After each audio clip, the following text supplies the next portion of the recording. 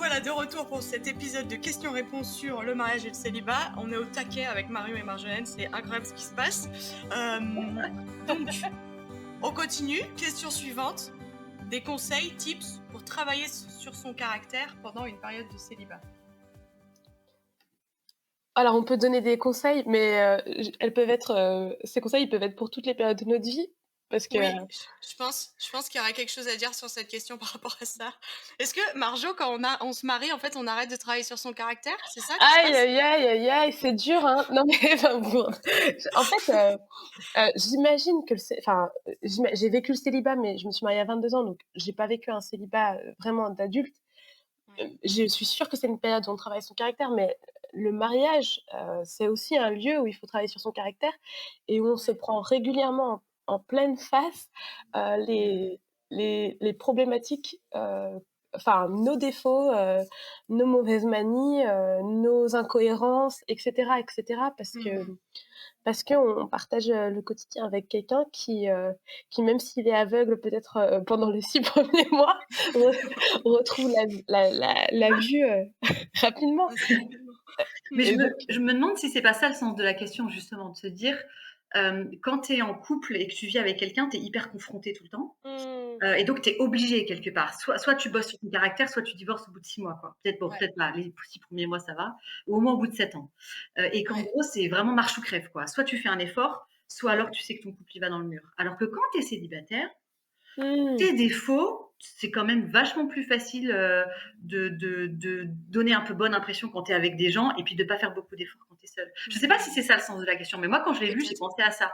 Je me suis Ouais. OK, dit, intéressant. comment est-ce qu'on fait pour quand même travailler notre caractère alors qu'on n'a pas cette espèce de miroir pour le péché H24 avec nous, quoi. Mmh, Et en tout cas, moi, c'est une question que je me suis beaucoup posée. Je pense que j'avais un peu une image dans mon milieu familial et dans le milieu d'église dans lequel j'ai grandi, les femmes célibataires un peu âgées, c'était quand même pas très bien vu. Il y avait un peu l'idée, elles sont pas faciles à vivre, elles ont leurs vieilles habitudes, un peu le côté vieille fille et tout.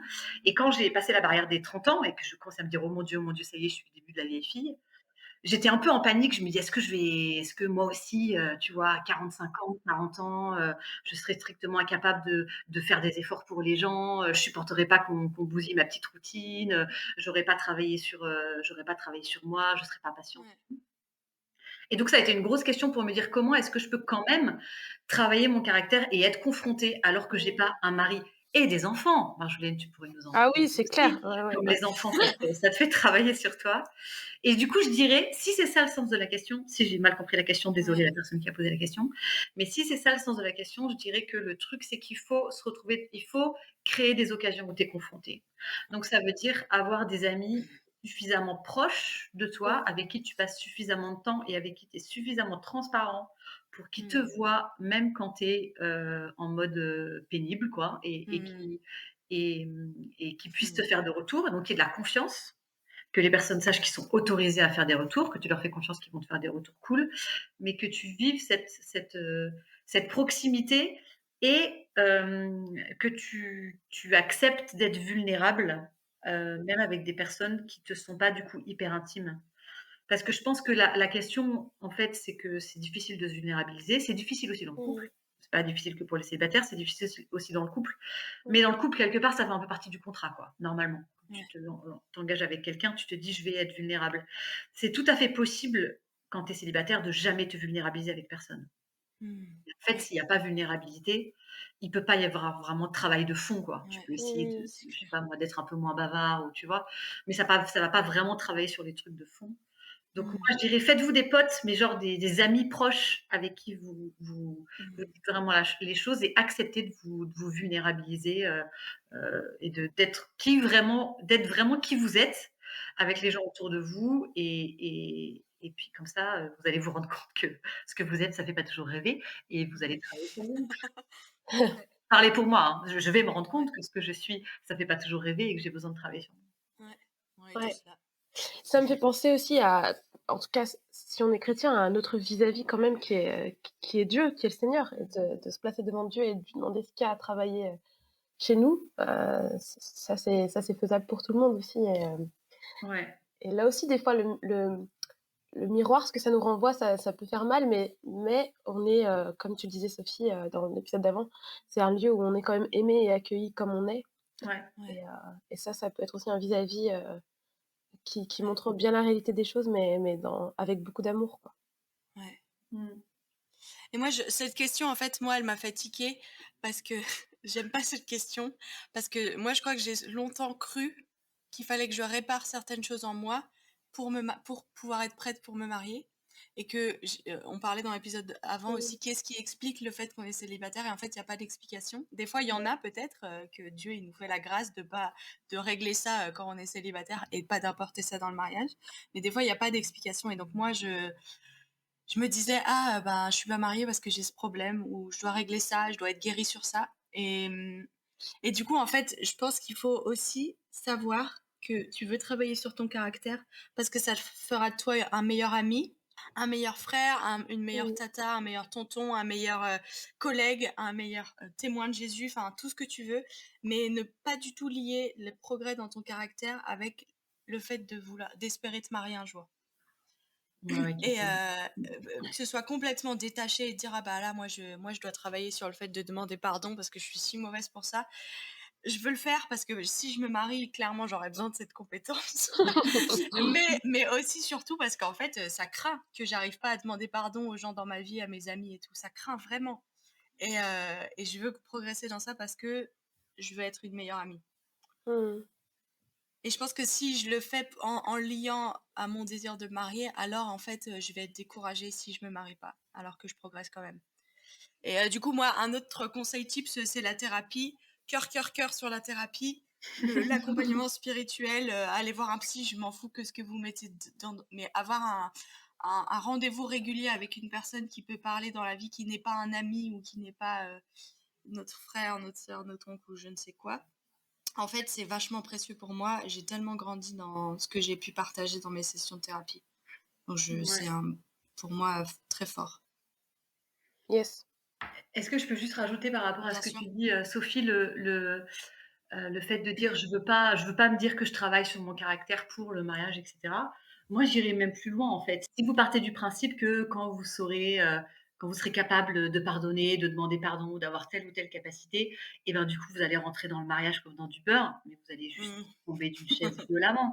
Parce que de toute façon, le mariage va vous surprendre avec d'autres défis que vous aviez même pas imaginés et Ouais. donc c'est pas je pense qu'il peut même y avoir un risque de se dire: «En fait, c'est bon, j'ai travaillé tous mes points, je rentre dans le mariage, ça va le faire, quoi». Mais en fait, de toute façon, dès qu'il y a 2 personnes différentes et imparfaites qui essaient de créer un truc en commun, ça va grincer. Alors peut-être que si les personnes ont réglé beaucoup de choses, ça grincera un peu moins. De toute façon, ça va grincer et je pense qu'il faut pas non plus tomber un peu dans le truc de se dire, il y a moyen de se préparer tellement bien qu'en fait, ça va pas grincer, quoi. Ben non, en fait, enfin, ça va grincer quoi qu'il arrive. Mais peut-être, même, Marjolaine, peut-être, par rapport aux enfants, est-ce que tu as l'impression que des fois tu veux travailler sur ton caractère en espérant que ça va faire en sorte que tes enfants se comportent plus comme tu voudrais qu'ils se comportent? C'est un peu compliqué comme question, mais je pense que avoir des enfants, ça te c'est un miroir encore plus fort parce que c'est sûr que, on te dit beaucoup que tes enfants, ils vont, faire ce que tu fais et ils vont pas seulement suivre, ce que tu leur dis de faire ou pas de faire, ils vont être aussi très impactés par la façon dont tu vis devant eux, donc c'est un regard en plus d'un âge enfin, depuis leur posture, ils récupèrent énormément de la façon dont on vit, donc c'est sûr qu'on a envie de de donner un bon modèle et du coup, on se rend compte aussi, des fois où on n'en donne pas et puis, avoir des enfants, encore plus que d'être marié, ça te demande de te donner pour quelqu'un d'autre, heu et ça, tu te rends vite compte quand même que tu es égoïste et que des fois, même si tu les aimes tes enfants, là, tu aurais juste envie, qu'ils aillent se coucher et que tu aies pas à t'en occuper. Mais tu as pas donc ça te met encore face à toi-même, ouais, c'est sûr. Mais du coup, je voudrais aussi rajouter par rapport à ce qu'on a dit, peut-être pas revenir sur ce que j'ai dit, mais nuancer un peu. Je pense qu'il faut aussi, en tant que célibataire, accepter et ne pas culpabiliser pour le fait qu'on a une vie, sous certains aspects, plus agréable que ceux de nos potes qui sont mariés avec 3 enfants. Et que en gros, je pense que moi, à un moment donné, je suis tombée dans le piège en me disant: «En fait, je veux pas être égoïste, et donc il faut que je me mette dans des situations pour souffrir, entre guillemets, autant que mes copines qui ont des jeunes enfants et qui passent leur temps à sacrifier pour leurs gosses et qui dorment pas beaucoup et tout machin».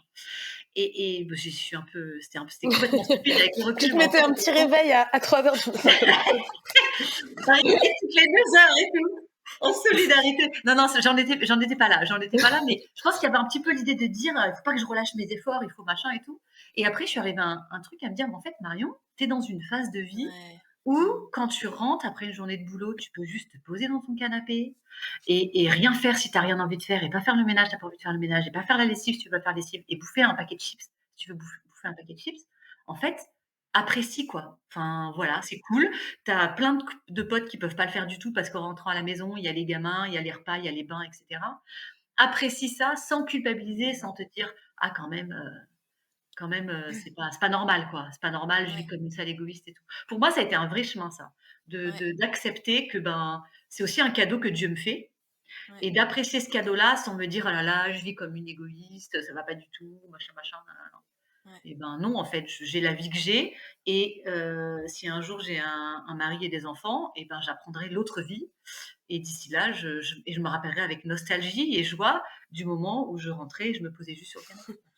Ouais. Mmh. C'est bien, ça nous fait une transition sur la question suivante. Est-ce avouable de dire à nos copines célibataires qu'on les envie parfois? Mmh. C'est moi qui ai posé cette question. Mais tu peux le dire, Marjolaine, bien sûr que tu peux le dire. Non, mais je savais que c'était toi parce qu'on en a déjà parlé. Ouais. Et en fait, je trouve ça trop beau. Je trouve ça, c'est important, genre. Parce que souvent, c'est l'inverse. Souvent, c'est genre les célibataires, on jalouse les familles, alors que, waouh. C'est ça que je trouve intéressant, c'est que pour moi, c'est le même principe. Ça veut dire, est-ce que nos amis mariés sont capables d'entendre quand on leur dit que, leur famille nous fait envie, sont capables d'entendre ça sans se dire: «Elle est malheureuse dans son célibat». Hmm. Mmh. Et du coup, est-ce que nous, célibataires, on est capable d'entendre Marjolaine nous dire: «Franchement, des fois, je vous envie», notamment en fin de je sais pas moi, après un week-end, qu'on passe ensemble où on bosse pour un truc, voilà, moi je vais rentrer, je vais me mettre sur mon canapé, elle va rentrer, elle va devoir s'occuper, des enfants. Est-ce que je suis capable, moi, d'entendre Marjolaine me dire ça sans me dire: «Oh mon Dieu, elle est malheureuse dans son couple et elle Ouais. aime pas ses enfants». Et je trouve que le truc, il est là, quoi. Est-ce qu'on Mmh. peut et je pense qu'il y a malheureusement, moi je me rappelle d'un truc il y a des années dans le cadre du camp de formation des GBU, on a toujours un atelier sur la sexualité et il y avait un couple qui marié qui parlait de leur sexualité et qui témoignait sur le fait que des fois c'était compliqué. C'était pas toujours voilà, c'était des fois un peu compliqué et tout et il y avait un jeune couple de fiancés qui était allé leur parler à la fin et qui leur avait dit: «Moi je pense que si dans votre sexualité ça se passe mal, c'est qu'il y a un problème dans votre couple». Parce que, eux-mêmes ils avaient jamais eu de relation sexuelle, hein, donc ils savaient pas de quoi ils parlaient, mais ils avaient quand même cette idée un peu de dire: «Si le couple va bien, le sexe ça va rouler». Ouais. Et pour le couple marié qui s'était quand même vachement vulnérabilisé, hein, parler de sa sexualité en public, c'est pas hyper facile. Il fallait recevoir un peu ça, de dire: «Oh là là, en fait, Mmh. les gens pensent que dans notre couple, ça va pas bien, quoi». Et du coup, le couple, du coup, le couple après avait dit: «Ben, on n'est pas sûr d'avoir envie de le refaire». Mmh. Parce qu'on n'a pas envie que les gens pensent que dans notre couple, ça va pas. Ouais. Et je trouve que c'est ça qui est un peu compliqué. Peut-être c'est plus facile dans l'autre sens, quand c'est des célibataires qui témoignent, on se dit: Ouais. «Oui, bah, ils peuvent très bien vouloir se marier et être heureux». Mais pour des couples, moi je comprends, la question, de Marjolaine où en fait, ça peut vraiment être compliqué de s'assurer que la personne n'entend pas en face, que tu es malheureux dans ton couple et que tu veux te barrer et que tu en as marre, quoi. Alors qu'en fait, c'est pas ça, c'est juste que, ben, tu peux très bien, boire un café et dire à la personne: «Oh là là, ton thé me fait envie», quoi. Ça veut pas dire que tu aimes pas ton café, ça veut juste dire que l'expérience humaine est assez large pour avoir envie de plusieurs choses en même temps. Mais je pense que c'est important qu'on le dise ça aussi, quoi. Hmm. Que vouloir quelque chose, ça veut pas dire rejeter ce que tu as déjà, quoi. Et je voudrais dire à tous les fiancés qui nous écoutent que quand on est fiancé, on pense qu'on sait beaucoup de choses et après 10 ans de mariage, on se rend compte qu'on en savait pas tant que ça. Respect, humilité, tout ça. C'est Mmh. ce que dit exactement ce couple qui depuis s'est marié et Ouais, qui s'est repenti.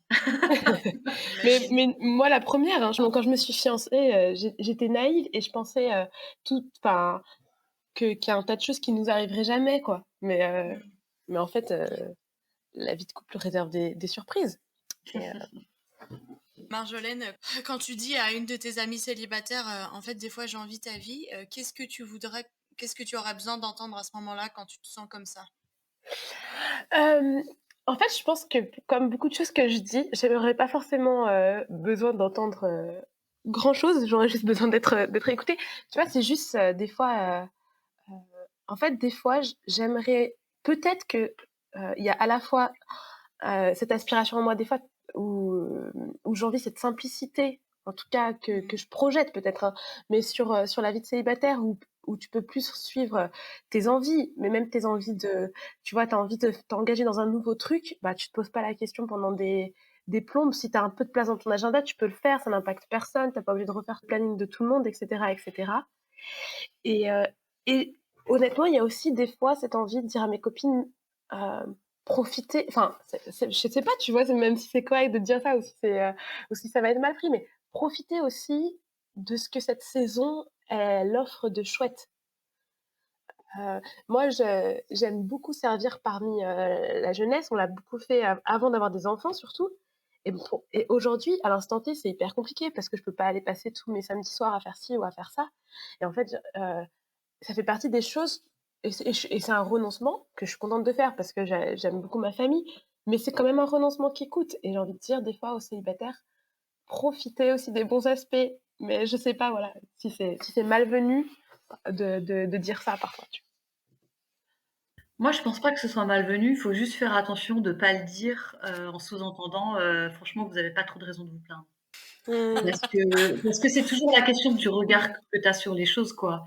C'est Ouais. de dire, tu peux dire: «Ouais, OK, je sais que c'est difficile», mais en fait, profiter aussi des choses cool et je pense que c'est vraiment le «aussi» qui pourrait être le mot-clé plutôt que de dire: «Au lieu de vous plaindre, à la place de, trouver que le célibat c'est nul, trouvez plutôt que le célibat c'est merveilleux». Je pense qu'il y a de la place pour vivre les 2 en même temps.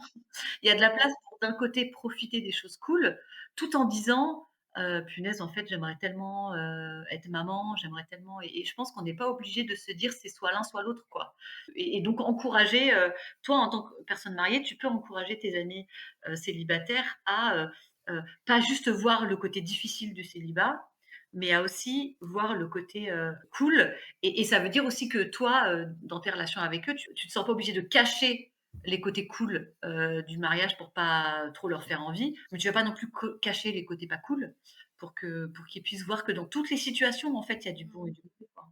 Mmh.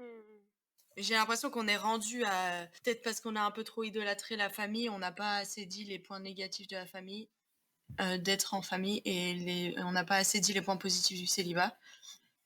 Ouais, j'ai pas enfin, en fait, quand j'ai mes amis mariés qui me disent que c'est difficile parce qu'ils arrivent pas à trouver du temps pour être tout seuls et tout et que c'est dur les nuits et tout ça, je sais pas, c'est pas le moment où je vais dire: «Oui, mais enfin, en même temps, moi, j'ai personne le soir, moi, je suis toute seule dans mon lit et j'aimerais bien qu'il y ait quelqu'un qui puisse me faire un câlin, quoi». C'est Mmh. pas le moment où je vais le dire, bah, ouais, voilà, je choisis mon moment pour rappeler qu'il y a des moments difficiles dans le mariage et dans le célibat. Mais on n'est pas en fait, on n'est pas obligé de le vivre en concurrence parce que je pense que là, Ah, tout c'est le truc, clair. c'est un peu de dire: «Est-ce qu'il y a une concurrence? C'est qui le plus malheureux de l'histoire?» et je pense que c'est quelque chose qu'on fait tout le temps, même en dehors de la question Mais de oui, célibat ou bien mariage. sûr.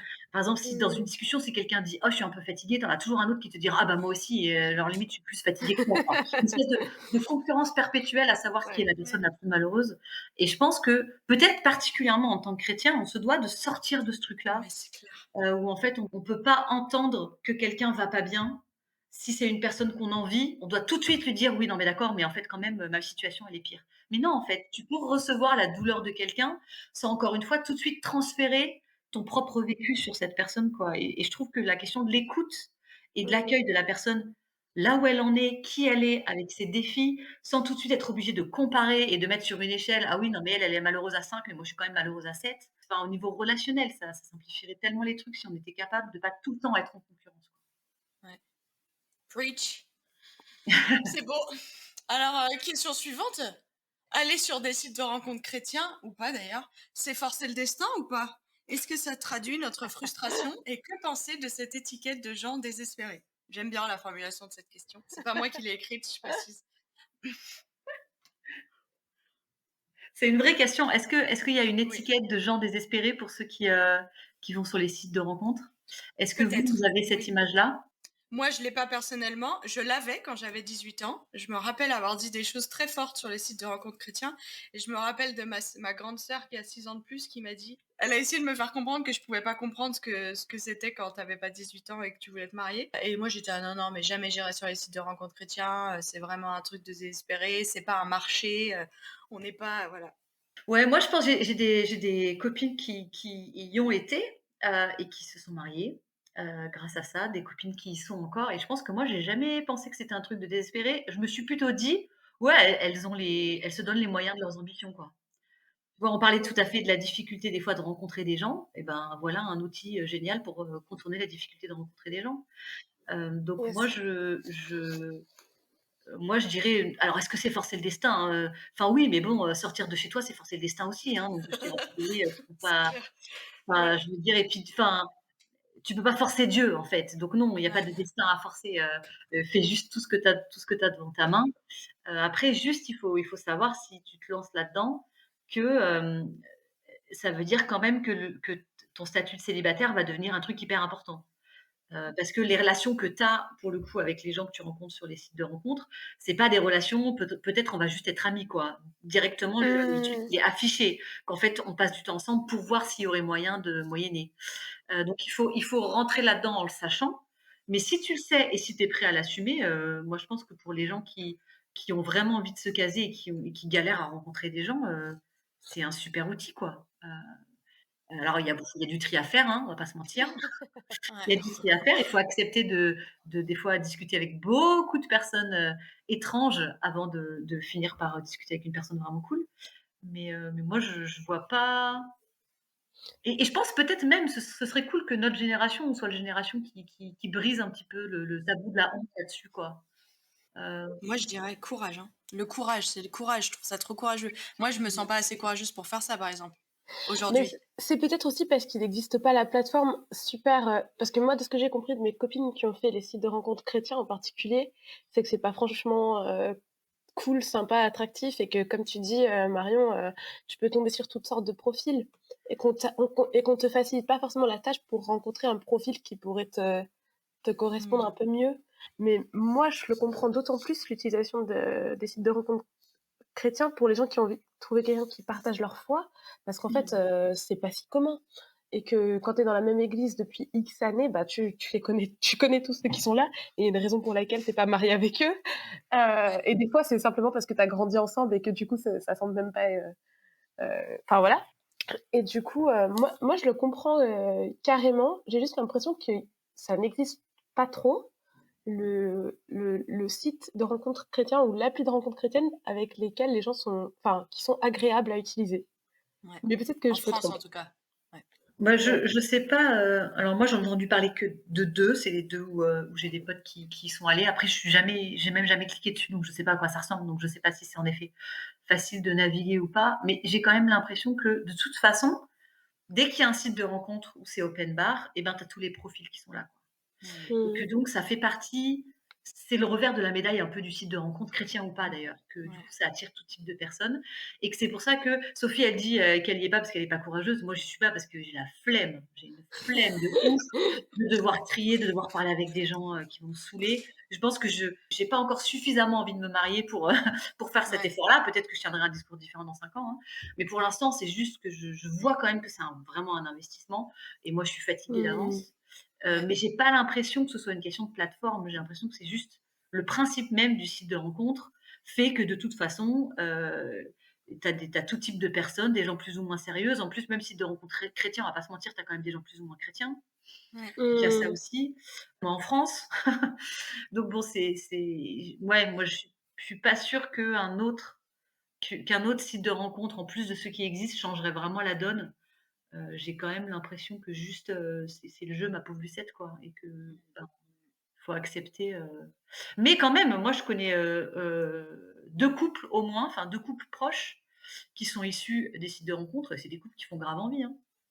C'est des C'est couples cool. qui font grave envie, donc franchement, si vous avez envie, dépassez la honte ou des préjugés que vous avez et puis allez-y, quoi. Donc, question suivante. Est-ce qu'on ressent plus de plaisir en se masturbant tout seul, du coup, qu'en ayant des relations sexuelles à deux? Surtout si vous avez beaucoup pratiqué seul avant d'être en couple. On change vraiment de thème, quoi. Est-ce qu'on avait parlé de la reformuler la question? Non. Ouais, mais je Non, mais pense j'ai que dit est-ce qu'on, pas est-ce que vous, comme ça, on est-ce peut que dire toi, on, quoi. Marjolaine, tu pourrais nous répondre? Moi, je pourrais donner un avis, semi-théorique sur cette question, semi-théorique parce que je n'ai pas de relation sexuelle, et que donc je peux pas parler vraiment de la différence entre la masturbation et la relation sexuelle.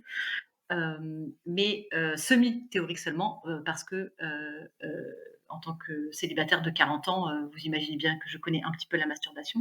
Il y a peut-être des filles célibataires de 40 ans qui connaissent pas, mais en l'occurrence, moi, je connais. Je pense que, de ce que je vois en discutant aussi avec mes amis qui sont en couple, c'est que la spécificité de la masturbation, c'est que le plaisir, il est immédiat, rapide, efficace et facile. Tu connais ton corps, tu sais sur où il faut appuyer, hop, hop, hop, en 2 minutes, tu arrives là où tu veux aller. Quand tu es dans une relation de couple où on est deux, où c'est pas juste ton plaisir à toi, mais c'est aussi le plaisir de l'autre, ça se construit, c'est un petit peu plus lent, et donc c'est moins immédiat et c'est peut-être moins facile. Mais il y a aussi du coup toute une partie relationnel, peut-être même spirituel, pas dans le sens religieux, mais peut-être dans le sens où tu as aussi les esprits ou les caractères, les personnalités, les âmes qui entrent en jeu parce que c'est deux personnalités qui s'aiment, qui font un truc que tu n'as pas du tout dans la masturbation. Et je pense que ça fait que ce sont deux types de plaisirs finalement assez différents. Il y en a un qui est hyper facile, hyper immédiat, et on pourrait être tenté du coup dans les moments où c'est plus compliqué avec son conjoint de se dire bon bah au moins j'ai ça quoi, et de retomber là-dessus. Mais c'est quand même vachement plus pauvre. Le plaisir que tu ressens avec la masturbation, c'est quand même vachement plus pauvre que celui où la relation sexuelle, elle est étoffée. Alors, je sais pas si sublimée, c'est trop exagéré, mais en tout cas, ça ajoute juste au plaisir du corps, aussi le côté relationnel, quoi.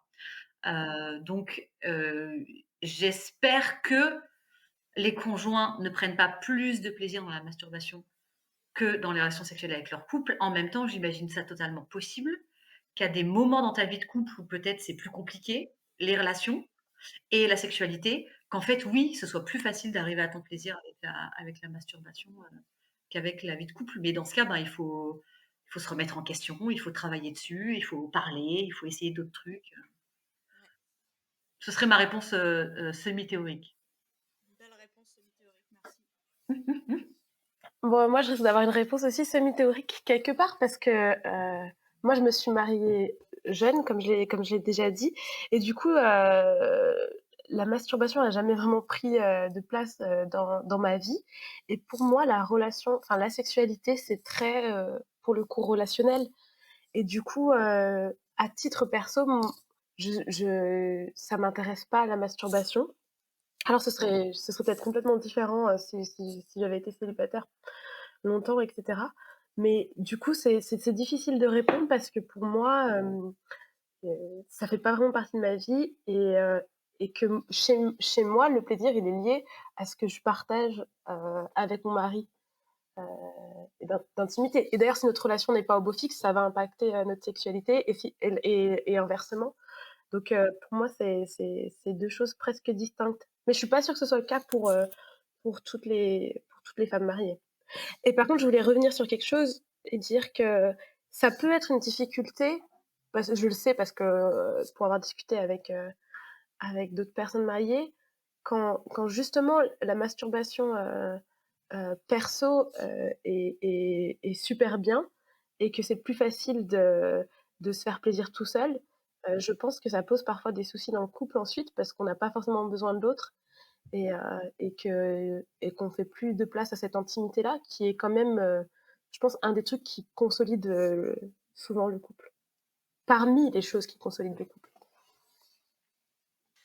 Trop intéressant parce que, enfin, si cette question vous interpelle particulièrement, je vous invite à aller écouter les 2 épisodes sur la sexualité dans la série Mariage et célibat.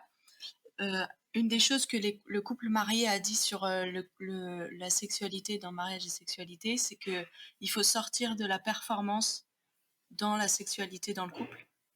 Et ça m'a beaucoup interpellée parce qu'en fait, mon esprit ayant été nourri de films et de livres où la sexualité est en fait que liée à la performance, en fait, est que liée au plaisir, je dirais même, performance-plaisir. Et que ce couple nous invite à repenser ça, qu'une bonne sexualité, c'est pas une sexualité performante, et donc pas forcément liée au plaisir, en fait. Ça veut pas dire que c'est lié au non-plaisir, hein. Entendons-nous bien, mais ça m'a vraiment interpellée parce que je me suis dit, mon esprit est tellement nourri de choses qui sont pas du tout fondées réalistes sur la sexualité dans le couple, même si moi j'ai pas de sexualité dans le couple, et ben je me dis qu'il y a quelque chose qu'on doit travailler en fait. Si on pense que le but de la sexualité c'est uniquement le plaisir. C'est clair, je pense que c'est... Souvent, on nous vend la sexualité comme ayant comme seul objectif l'orgasme. Et je pense que ce serait dommage de vivre une sexualité de couple qui ne va que vers ça, quoi. Ouais. On termine cet épisode sur cette question sur la sexualité et on se retrouve dimanche prochain pour la suite des questions. Je vous souhaite une bonne semaine.